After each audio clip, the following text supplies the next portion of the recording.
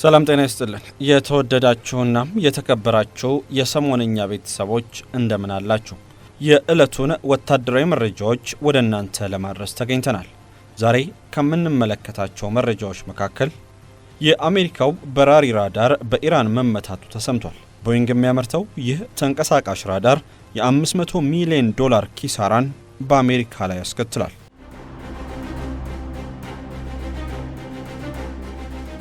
ዶናልድ ትራምፕና ፔንታጎን ወደ ኢራን ውስን የእግረኛ ዘመቻ ለማድረግ ማቀዳቸው ተሰምቷል። ይህ የእግረኛ ዘመቻም የኢራንን የበለጸገ ዩራኒየም ለመውሰድ ያለመ ነው ተብሏል።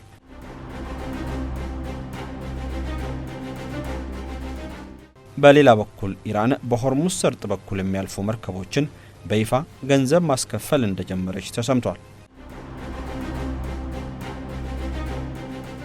በእስራኤል ውስጥ የሚገኝ ወታደራዊ ቁሶችን የሚያመርት የኢንዱስትሪ መንደር በሚሳኤልና ድሮን ጥቃት መመታቱም ተነግሯል። ላይክ፣ ሼር እና ሰብስክራይብ እያደረጋችሁ እስከ ፍጻሜው አብራችሁን ቆዩ እያልን አሁን በቀጥታ ወደ መረጃዎቻችን አለፍን። ታላቅ የምስራች ከሜሪትስ ፕሮፐርቲስ ለንግድ ሱቅ ፈላጊዎች በሙሉ እርሶ ይነግዱ እንጂ ትርፋማ የሚሆኑባቸውን አለያም ቢያከራዩአቸው አዋጭ የሆኑ የንግድ ሱቆችን በመሃል ተክለ ሃይማኖት ለሽያጭ ማቅረባችንን ስንገልጽ በታላቅ ደስታ ነው።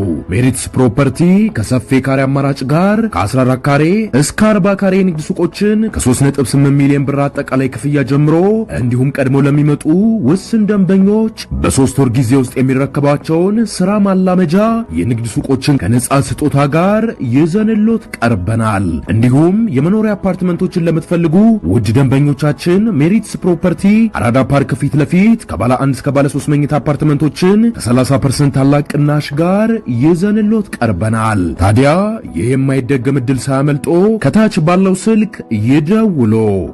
የ$500 ሚሊዮን ራዳር የአሜሪካው በራሪ ራዳር ወደመ። በቅርብ የወጡ መረጃዎች እንደሚያመላክቱት በኢራንና በአሜሪካ መካከል ያለው ውጥረት እያየለ በመጣበት ወቅት የኢራን ጦር የአሜሪካን ራዳር ተሸካሚ አውሮፕላን አሊያም ራዳር ፕሌን መምታቱን የሚገልጹ ዜናዎች እየተሰራጩ ይገኛሉ። ኢራን በቴክኖሎጂው እጅግ የረቀቀና በራሪ ራዳር በመባል የሚታወቀውን የአሜሪካ የጦር አውሮፕላን ላይ ጥቃት መፈጸሟ ተዘግቧል።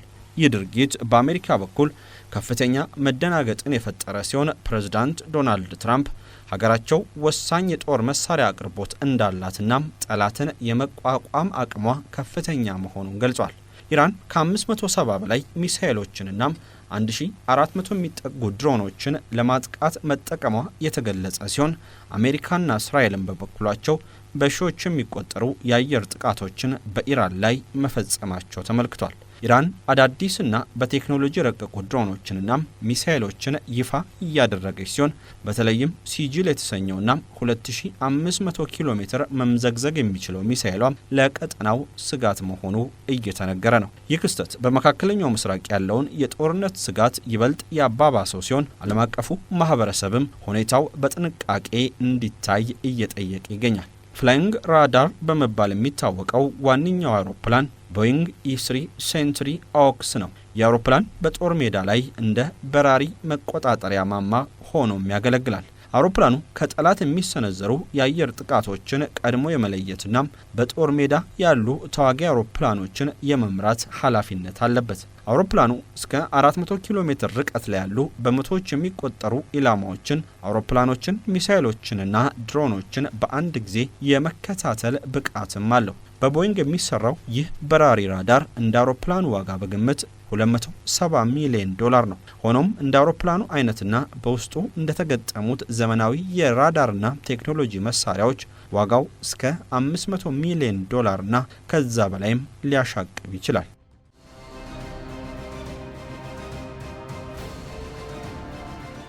ኢራን ሆርሙዝ ላይ እያስከፈለች ነው። ኢራን በሆርሙዝ ሰርጥ በሚያልፉ የንግድ መርከቦች ላይ ከፍተኛ የሆነ የገንዘብ ክፍያ አሊያም ታክስ የመጠየቅ እርምጃ ጀምራለች። ይህ ውሳኔ በዓለም አቀፍ የንግድ መስመርና በነዳጅ ገበያ ላይ ከፍተኛ መነጋገሪያ ይሆናል። ኢራን በሰርጡ ለሚያልፉ መርከቦች እስከ $2 ሚሊዮን የሚደርስ ክፍያ እየጠየቀች መሆኑም ተመላክቷል። ክፍያው በአሁኑ ወቅት በይፋዊ መዋቅር ሳይሆን ለደህንነት ጥበቃ በሚል መደበኛ ባልሆነ መንገድ እየተሰበሰበ ይገኛል። የኢራን ፓርላማ በሰርጡ የሚያልፉ መርከቦች ሁሉ ክፍያ እንዲከፍሉ የሚያስገድድ ረቂቅ አዋጅ እያዘጋጀ መሆኑ ተገልጿል። ኢራን ከሷ ጋር መልካም ግንኙነት ያላቸውን እንደ ቻይናም፣ ሩሲያም፣ ህንድና ፓኪስታን ያሉ ሀገራት መርከቦች ያለ ክፍያ እንዲያልፉ ስትፈቅድ፣ ጠላት በምትላቸው ሀገራት ላይ ግን ጥብቅ ቁጥጥርና ክፍያን እያከናወነች ነው። የኢራን ባለስልጣናት እንደሚሉት ሰርጡን ከጥቃት የመጠበቅና ደህንነቱን የማረጋገጥ ስራም ከፍተኛ ወጪ እየጠየቀ በመሆኑም ተጠቃሚዎች የደህንነት ክፍያ መክፈል ይገባቸዋል። እንደ ስዊዝና ፓናማ ቦዮች ሁሉም የሆርሙዝ ሰርጥም የንግድ መተላለፊያ በመሆኑም ክፍያ ሊጠየቅበት ይገባል የሚል አቋም አላቸው። የባህረ ሰላጤው የትብብር ምክር ቤት አሊያም ጂሲሲ እንዲሁም ሌሎች ዓለም አቀፍ ተቋማት የኢራን እርምጃ የተባበሩት መንግስታት የባህር ሕግ ስምምነትን የሚጥስና ህገወጥ መሆኑን ገልጿል። የሆርሙዝ ሰርጥ የዓለም 20 በመቶ የሚሆነው የነዳጅ ዘይት የሚተላለፍበት በመሆኑም ይህ ክፍያ በዓለም አቀፍ የነዳጅ ዋጋና በምግብ ሸቀጦች ላይ ከፍተኛ ዋጋ ንረት ሊያስከትል እንደሚችል ተሰግቷል። አሜሪካና እስራኤል የኢራንን የባህር ላይ ቁጥጥር በመቃወም ወታደራዊ እርምጃ ሊወስዱ እንደሚችሉ መዛታቸው አካባቢውን የጦርነት ስጋት ውስጥ ጥሎታል። በአጠቃላይ የኢራን ሆርሙዝ ሰርጥ የመተላለፊያ ቀረጥ ፖሊሲ የዓለምን የንግድ ደህንነት ወደ አዲስና አሳሳቢ ምዕራፍ ሊያሸጋግረው ይችላል።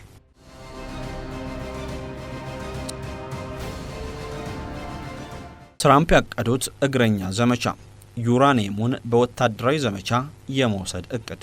የአሜሪካው ፕሬዝዳንት ዶናልድ ትራምፕ በኢራን የሚገኘውን ከፍተኛ መጠን ያለውን የበለጸገ ዩራኒየም በወታደራዊ ኃይል ለመረከብ የሚያስችል እጅግ አደገኛ የታቀደ ዘመቻም እያጤኑ መሆኑ ተዘግቧል። ትራምፕ በኢራን ውስጥ የሚገኘውንና ወደ 1000 ፓውንድ አሊያም 450 ኪሎ ግራም ገደማ የሚገመት ዩራኒየም በልዩ ኃይሎች አማካኝነት ለመውሰድ እያሰቡ ነው።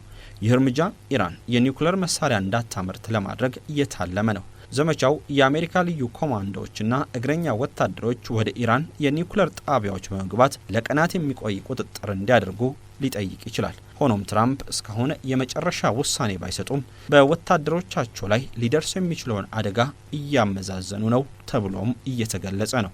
ፕሬዝዳንቱ ኢራን የበለጸገውን ዩራኒየም ካላስረከበችና የሆርሙዝ ባህረ ሰላጤን ለንግድ መርከቦች ክፍት ካላደረገች የሀገሪቱን የነዳጅ መውጫዎች፣ የኃይል ማመንጫዎችና የውሃ ማጣሪያ ጣቢያዎችን ደብዛቸውን እንዲጠፉ አድርጋለሁ ሲሉም ዝተዋል። የኢራን ባለስልጣናት አሜሪካ በይፋ የሰላም ድርድር እያለች በሚስጥር ግን የምድር ወረራ እያቀደች ነው ሲሉ ከሷል። ማንኛውም ወታደራዊ ጥቃት ቢሰነዘርባቸውም ከባድና ወሰን የሌለው ምላሽ እንደሚሰጡ አስጠንቅቋል።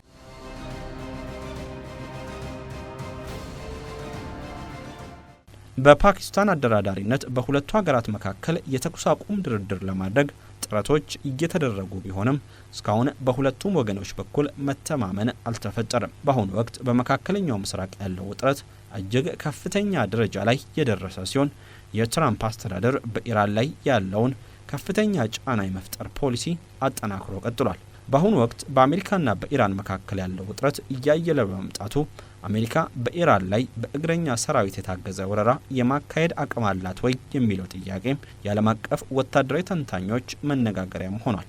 እንደ መረጃዎች አሜሪካ ለተወሰኑ ሳምንታት የሚቆይ ውስን የምድር ላይ ወታደራዊ እርምጃ ለማካሄድ ዝግጅት እያደረገች መሆኑ ተዘግቧል። የፔንታጎን እቅዶች እንደሚያሳዩት ወረራው ሙሉ በሙሉ ሀገሪቱን ከመቆጣጠር ይልቅ እንደ ካርግ ደሴት ያሉ የነዳጅ ማውጫዎችን መቆጣጠርና ስትሬት ኦፍ ሆርሙዝ በኃይል መክፈት ላይ ያተኮረ ሊሆን ይችላል። ምንም እንኳን አሜሪካ ወታደራዊ የበላይነት ቢኖራትም ኢራንን በእግረኛ ሰራዊት መውረር እጅግ አደገኛና ውስብስብ የሚያደርጉት በርካታ ምክንያቶች አሉት። ከነዚህ መካከል የመሬት አቀማመጥ፣ የኢራን የመከላከያ አቅም፣ የሎጂስቲክ ጫናና የፖለቲካ ፍላጎቶች ይገኙበታል።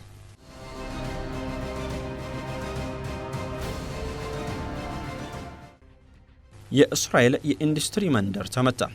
የኢራን ድሮኖችና ሚሳኤሎች በሰሜናዊ እስራኤል የሚገኘውን አክሬ አቅራቢያ የሚገኝ አንድ የኢንዱስትሪ መንደር ኢላማ ማድረጋቸው ተገልጿል። በተለይም ሚልታድ የተሰኘው የመከላከያ ክፍሎች አምራች ፋብሪካም ጉዳት እንደደረሰበት ተዘግቧል። ጥቃቱ የተፈጸመው ከሊባኖስ በኩል በተተኮሱ ፈንጂ ድሮኖች ወይም ካሚካዜ ድሮንስ አማካኝነት እንደሆነም የእስራኤል መከላከያ ሰራዊት IDF አረጋግጧል።